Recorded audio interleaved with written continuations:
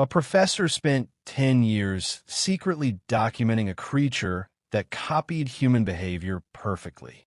His family thought he was losing his mind, until the night they heard two versions of his voice screaming from his locked study. By morning, he was gone without a trace, but the final sentence in his journal terrified investigators. If someone documented every secret you ever hid, would you want the truth exposed after they vanished? In the quiet mountain town of Ashford, people still whisper about Professor Adrian Vale, the brilliant behavioral psychologist from Westbridge University who disappeared without a trace in the winter of 2014. For decades, Vale studied human nature with terrifying precision. He could predict divorces before marriages failed, identify liars from a blink, and uncover fears people never spoke aloud. His books changed modern psychology forever. But hidden beneath his celebrated research was a secret obsession. For 10 years, Adrian documented something no one else could see. Not a patient, not a criminal, not even human. Every night, he filled black leather journals with observations about a strange being that appeared near his home at exactly 2:13 a.m. He described its movements, habits, sounds, even its apparent interest in him.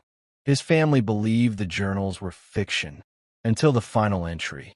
Because on the night Adrian completed the last sentence of his research, he vanished from his locked study. No blood, no signs of struggle, just one unfinished cup of coffee, and a final line that investigators still refuse to explain. Professor Adrian Vale was considered a genius long before his disappearance. At 58 years old, he lived alone with his wife Eleanor and their adult daughter Clara in a secluded Victorian estate outside Ashford. Students at Westbridge University admired him with near-religious devotion. His lectures were legendary, not because he shouted or entertained, but because he seemed capable of seeing directly through people. He once stopped mid-lecture and correctly accused a student of planning to drop out before the semester ended. The student admitted it the following week. Adrian claimed human beings revealed themselves constantly through patterns: posture, repetition, hesitation, emotional rhythm. According to him, nobody truly hid who they were. His office reflected his obsession. Thousands of notebooks lined the walls in perfect order. Every journal contained observations: waitresses grieving widowers, nervous politicians, children fighting in parks, exhausted doctors, addicts, lovers, liars. Nothing escaped him. But sometime around 2004, Eleanor noticed a disturbing change. Adrian stopped documenting ordinary people. Instead, he began locking himself inside his study every night after exactly 2 a.m. And every morning afterward, he looked slightly more afraid. At first, Eleanor believed her husband was simply overworked. Adrian had spent years researching cognitive deterioration and sleep deprivation, often staying awake until dawn while writing academic papers for Westbridge University. But this was different. His exhaustion no longer looked physical. It looked hunted. By late autumn of 2004, he developed strange routines. Every night at precisely 1:45 a.m., Adrian would brew black coffee, carry a recorder and notebook in his upstairs study, then sit motionless beside the window overlooking the pine forest behind their estate in Ashford. He never closed the curtains anymore. One freezing November night, Eleanor finally asked what he kept staring at. Adrian hesitated, then quietly answered, "It's learning." Those 3 words unsettled her more than any explanation could have. Weeks later, Clara visited unexpectedly after midnight and noticed her father standing outside barefoot in the snow, staring into the dark tree line without blinking. When she called his name, he flinched violently. Then he whispered something she would never forget. "Don't let it know you can see it." The next morning, Adrian began journal number 1. At the top of the first page, he wrote. Subject appears human only at a distance. Detectives would later describe Journal Number 1 as one of the most disturbing documents they had ever read. Unlike Adrian Vale's earlier academic notebooks, this journal wasn't written like research. It read like surveillance. The entries were cold, methodical, and horrifyingly detailed. Adrian documented the unidentified being exactly the way a zoologist studies a predator in the wild. Height fluctuations, movement patterns, behavior during storms, reaction to light, reaction to human voices, reaction to being observed. According to the journal, the entity first appeared on October 17, 2004, standing motionless between the pine trees roughly 80 yards from the Vale estate outside Ashford. Adrian claimed it remained there for nearly 3 hours. Not moving, not breathing, just watching the house. At first, he assumed it was a trespasser. But over the following weeks, impossible details emerged. The figure appeared taller each night, sometimes 7 feet, sometimes barely 5. It never approached while multiple people were awake. And most disturbingly, Adrian noticed it had no consistent face. In one entry, he described the being as resembling an elderly man with hollow eyes. 2 nights later, he claimed it had Clara's face, then Eleanor's, then his own.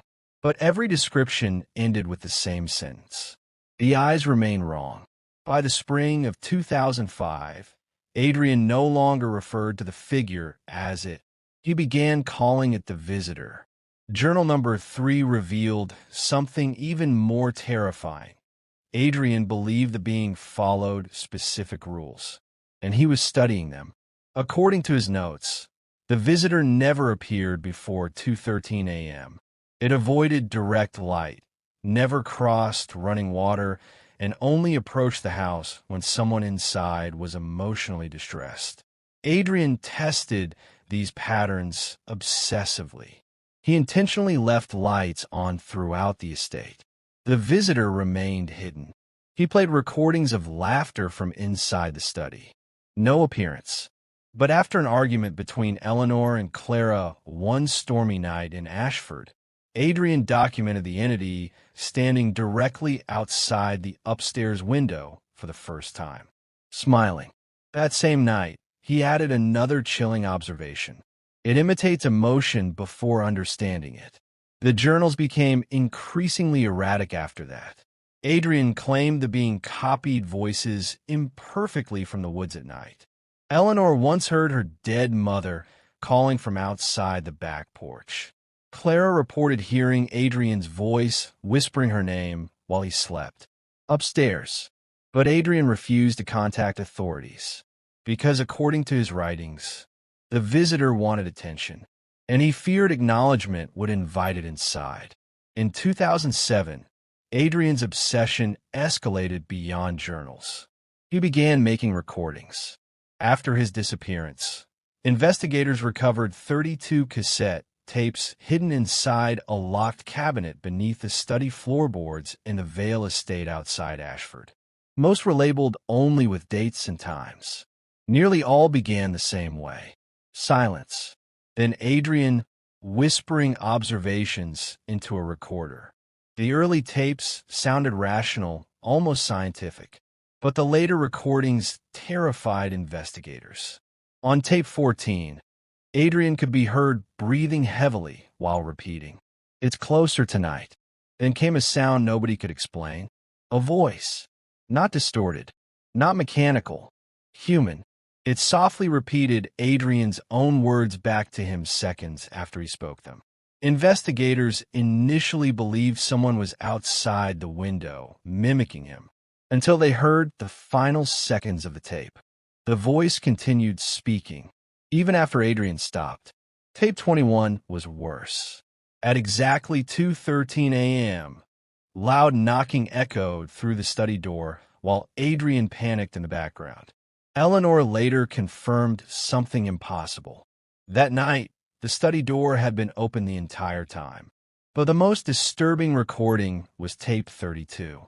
because for 17 straight minutes, something inside the room breathed directly beside him. For years, Clara insisted her father was mentally ill. She believed the journals, recordings, and sleepless paranoia were symptoms of psychological collapse brought on by isolation and obsession. Even after hearing the tapes, she refused to believe anything supernatural existed. Until December 11th, 2009. That was the night she finally saw the visitor. A blizzard had buried most of Ashford beneath ice and snow. Roads were blocked, power lines failed, and the Vale estate lost electricity shortly after midnight. Adrian immediately panicked. Not afraid, prepared. He locked every door, covered mirrors with blankets, and ordered Eleanor and Clara to remain upstairs no matter what they heard below. At 2:13 a.m., the knocking started. 3 slow knocks. From the front door, then the back door, then the windows. Always 3. Clara remembered Adrian trembling violently as he whispered, "Don't answer voices you recognize." Minutes later, she heard her own voice calling from downstairs, crying, begging for help. But Clara was standing beside her parents the entire time. Then the hallway lights flickered briefly back on, and at the far end of the corridor stood a tall figure wearing Adrian's face, smiling far too wide, before the lights died again completely. After the incident during the blizzard, Adrian finally revealed what he truly believed. According to Journal Number 9, the visitor was not haunting the house. It was studying humanity. Adrian theorized the entity behaved like an intelligence learning how to become human through observation, imitation, and emotional exposure. The longer it remained near a person, the more accurately it copied them. Their appearance, their voice, their memories, even their grief. But Adrian's most horrifying conclusion appeared halfway through the journal in handwriting so shaky investigators initially thought he'd been injured while writing. It does not merely imitate people, it replaces them. He claimed the process occurred slowly over years. First came mimicry, then emotional understanding, then psychological infiltration. Victims reportedly became withdrawn, emotionally detached, and increasingly unfamiliar to loved ones. Adrian began suspecting cases across the United States might be connected. Missing persons, unexplained personality changes, entire families reporting relatives who suddenly felt wrong. He became consumed by the theory. Ignoring university responsibilities at Westbridge University, Adrian spent months traveling across remote towns, collecting testimonies from frightened strangers who described encounters nearly identical to his own. And every testimony included the same terrifying detail. The thing always arrived before someone disappeared forever. By January 2014, Adrian Vale was no longer the respected professor people once admired. He looked skeletal, sleep-deprived, terrified. Neighbors around the estate in Ashford reported seeing him wandering outside at night, carrying a lantern and speaking to someone who wasn't there. Students at Westbridge University whispered that he smelled constantly of smoke and rarely blinked during lectures. But the most disturbing change happened inside the house. Adrian stopped trusting Eleanor and Clara. Journal number 12 revealed he had begun questioning whether the real versions of his family were still alive. He wrote pages analyzing tiny behavioral differences, changes in speech rhythm, altered facial expressions, forgotten memories. One entry simply read, "Clara knew the answer before I finished asking the question." Another stated, "Eleanor no longer stands the way she used to." Eventually, he locked himself inside the upstairs study permanently, only emerging briefly to eat. And even then, he avoided eye contact. According to Clara, Adrian spent his final weeks writing nonstop while covering every wall with handwritten notes connected by red thread. The last message he ever spoke aloud to his daughter came 3 nights before he vanished. He grabbed her wrist and whispered, "If it finishes learning me, burn everything." On February 18th, 2014, Adrian Vale completed the final journal. Snowstorm warnings had emptied most streets across Ashford by nightfall. Eleanor remembered Adrian locking himself inside the study shortly before midnight, carrying journal number 13, a tape recorder, and a revolver he never previously owned. At exactly 2:13 a.m., Eleanor heard screaming upstairs. Not one voice, 2, both sounding exactly like Adrian. Then silence. When she finally forced the study door open at dawn, the room was empty. The window remained locked from inside. No footprints surrounded the house despite fresh snow covering the property. And Adrian Vale was gone. The only thing left behind was the final journal resting neatly on his desk beside a cold cup of black coffee. Investigators later confirmed the last sentence had been written only moments before his disappearance. It read, "It no longer imitates me. It remembers being me." Beneath the sentence sat a single unfinished mark, as though Adrian had attempted to continue writing before suddenly stopping. Police searched forests, lakes, abandoned mines, and neighboring counties for months. Nothing was ever found. No body. No evidence, no explanation.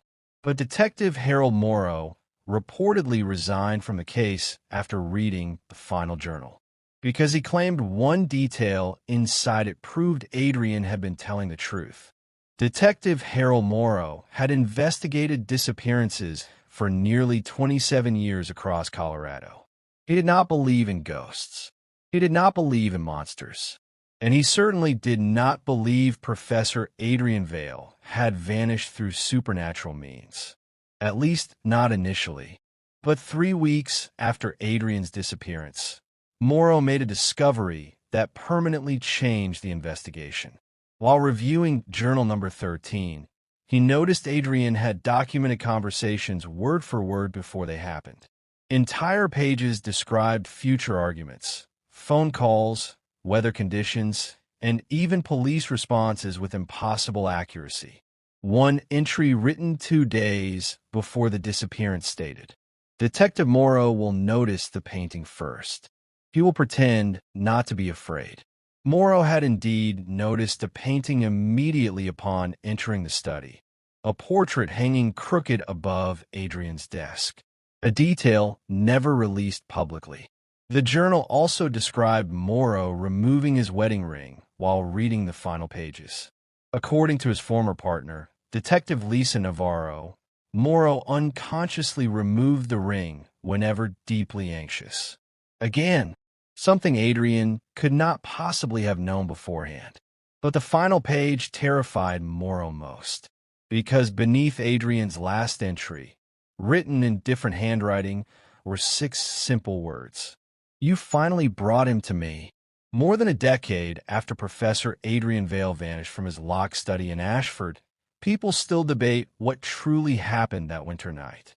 Some believe Adrian suffered a complete psychological breakdown after years of isolation and obsession. Others think he staged his disappearance deliberately, leaving behind journals and recordings to create the perfect unsolved mystery. But those who have studied the case closely point to details no one has ever explained. The impossible recordings, the predictions in journal number 13, the lack of footprints in fresh snow, and the final handwritten message discovered beneath Adrian's last sentence. To this day, the Vale estate reportedly remains abandoned. Locals claim lights occasionally appear in the upstairs study at exactly 2:13 a.m., even though electricity to the property was disconnected years ago. Some former students of Westbridge University insist Adrian was never documenting a monster. They believe he was documenting a process, something ancient learning how to become human. And according to the final pages of his journals, it succeeded. So if someone you love suddenly feels unfamiliar, speaks almost correctly, or smiles just a little too long, would you even know they were no longer human?